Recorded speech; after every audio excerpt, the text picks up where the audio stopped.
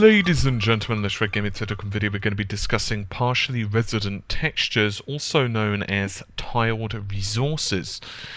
Now, I'm sure many of you will be aware that this feature is definitely pushed on DirectX 11 and therefore the Xbox One. But what some of you may not know is that it's also very supported for the PlayStation 4, and it's also supported for OpenGL as a whole. So we're just going to discuss this a little bit and just to let you guys know how this works. Indeed, AMD actually support partially resident textures with pretty much any of their Radeon 7000 series, also known of course as the GCN architecture or the 1.1 GCN architecture, which of course is utilized in the volcanic islands.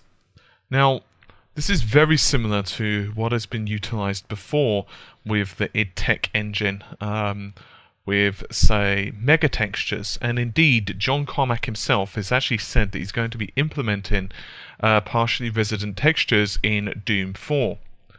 So, as I said, both the PlayStation 4 and Microsoft's Xbox One are going to be actually utilizing this hardware technology. This means, in theory, and once again, theory doesn't necessarily mean practice, you could actually have texture sizes up to 32 terabytes. And I'll just say that again because maybe you misheard. 32 terabytes. And that's with a very small memory footprint. Now obviously, in reality, you won't be able to have 32 terabyte textures because, well, you can imagine the size on disk, but still, it's very cool technology. And of course, for the Xbox One, it's going to mean that in theory you'd be able to store like several gigabytes of data, like 6 to 8 gigs in the Xbox One's ES RAM. Now, of course, there are some caveats. We were discussing about render targets just the other day, and how, of course, the Xbox One, when you start to even render an 8-bit color depth scene, which I don't really think anyone's going to be utilizing 8-bit depth color, you can start seeing that the frame buffer, or the amount of memory required, becomes a lot larger. So the Xbox One is definitely going to rely on efficient memory usage. Oh, and just so you guys are clear, the texture size of 32 terabytes would mean 16K by 16K by 8K with 128-bit. This basically means that the local graphics memory can actually act like a hardware managed cache, and so textures will be actually streamed as, for example, let's say you're in a distance and as you close in on a specific object, let's just say, for example, a wall texture, let's just make it really simple, and let's say that wall texture has a lot of graffiti on it. Well, what could basically happen is as you become closer and closer and closer to that, the texture resolution will start to increase. Obviously, just like in real life, detail, you won't be able to see it if you're really far away. You know, you wouldn't be able to, let's just say the graffiti said RGT, just for example. You might at a certain distance, might not be able to see the actual detail of those letters. You may just be able to see that they're blotches of colour. But as you come in closer, of course, the detail will start to become more and more defined, depending, of course, the distance, of course, depending on how good your eyesight is. In the graphics world, what happens, of course, is that generally speaking, you'll have different LODs, level of details, which will basically pop in. Now, this is pretty persistent on the 3D graphics world. For example, modelers, and by modelers I mean, for example, those creating models of, say, characters or trucks or vehicles or, you know, whatever in a game world will actually have several levels of detail. And they will have reduced polygon counts each time. So let's just say, for example, level 1. Let's just make up really easy figures just so we can be clear. Let's say level 1 has 30,000 polygons, level 2 has 20,000 polygons, level 3 has 10,000 polygons, level 4 has 4,000 polygons or 5,000 polygons. In other words, it's a significant difference, and the purpose behind this is to basically reduce the workload on the graphics card. So the actual textures are broken up into tiles, hence the term tiled resources. These files are actually really small. They're actually 64, if I can speak in English, kilobytes in size, so really small. And obviously this gives a great degree of control and flexibility in terms of level of detail. So in short, you can actually have varying levels of not only detail, but also not all of this texture actually has to be resident, in other words, within the memory at any one given time. In other words, you can just have a partial amount of it, which is really good, for example, if things are obscured or you're at certain distances, or you're at certain angles, whatever. You can kind of guess some scenarios yourself. So the application will actually know which textures to actually upload to the memory, and the PRT, partially resident textures, specific texture fetch instructions in a shader, and they return a failed texel fetch condition if they are sampling a PRT, a partially resident pixel, which is not currently within the pool of memory.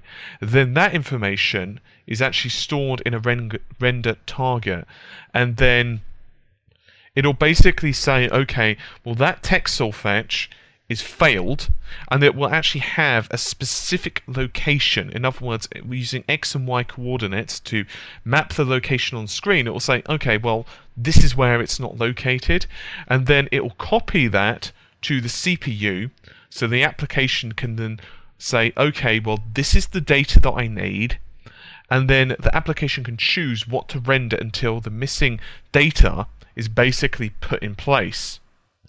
So basically, the minimum level of detail warning is specified by the application, and it's using this on a per texture basis. This is really important.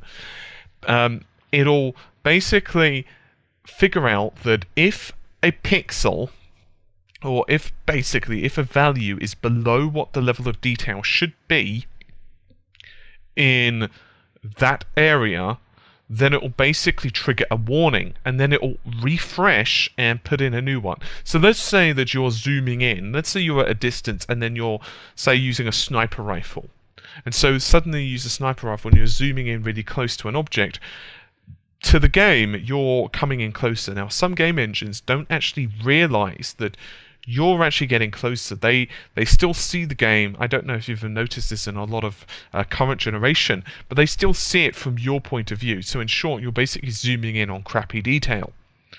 And so as now you're getting closer, and the reason behind this, one of the major reasons, is so that it doesn't overload the memory. So if you're now zooming in, it can actually start to load in much higher resolution textures as you're zooming in closer.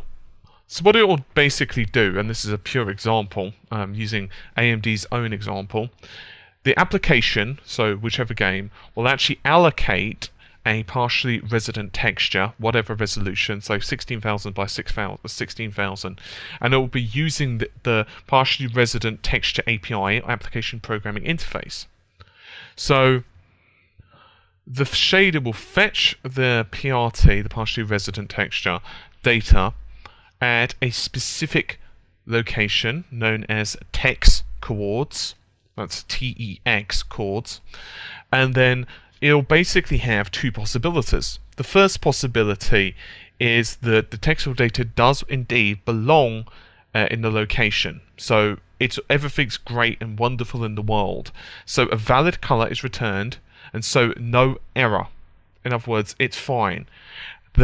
So that's the if. But the or, if in programming terms, would be it points to a non-resident tile or a specified level of detail. So in other words, it's saying, okay, that doesn't exist, or it's in a level of detail which is sub what we actually want. So what it will do is it will return a warning depending on which answer it is.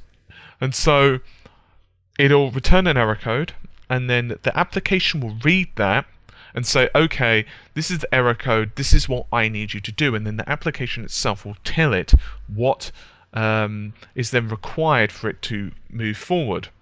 Now, because this is all hardware, it means that it eliminates the complexity and limitations of basically software solutions. It will include full anisotropic filtering, so obviously textures look even better, and even better still is that it's full hardware speed filtering. So that's pretty awesome. It is worth noting, however, that you shouldn't just put everything into partially resident textures. It's actually it can be quite a toll to do so. So, as I said, they have been well implemented in OpenGL, as well as DirectX, and it easily is a retrofit for existing applications. In other words, if your game or code has not already been utilized or utilizing this technology, then it's pretty easy to add this in. There are some current limitations. It's not quite clear if this is going to move forward, but at least for the earliest slides I'm reading, you can't, no buffer textures or TBOs, but they're saying that there is going to be an extension for that, so for the consoles it's likely fixed. And also there's no depth or stencil textures or MSAA, which is of course a form of anti-aliasing. They say that the virtual address space is extremely large, up to hundreds of gigabytes. Obviously this depends quite a lot on various factors such as the rest of the hardware, and they do say you will run out of space, but it will take a while. Physical memory, however, is still limited, so you can still have issues there, and draw calls as well can be quite costly, and so they may fail. So out of that, now I've done some explaining, I'd like to point out that of course the PlayStation 4 will be finding a use for these. Most likely in the future, but it's probably going to be a lot less of a big deal, quite honestly, for the PS4 than it is the Xbox One. The Xbox One is obviously going to become slightly more reliant upon this technology because of the way the memory works. In other words, a slower main system memory, the DDR3, in conjunction with the ESRAM. No doubt, of course, you can do texturing to and from ESRAM as well as using DDR3 for texturing as well. So I imagine there's going to be some specific uses for this. The only problem, of course, just like most things in life, it's highly dependent upon if the game's developers are actually willing and able to implement this technology.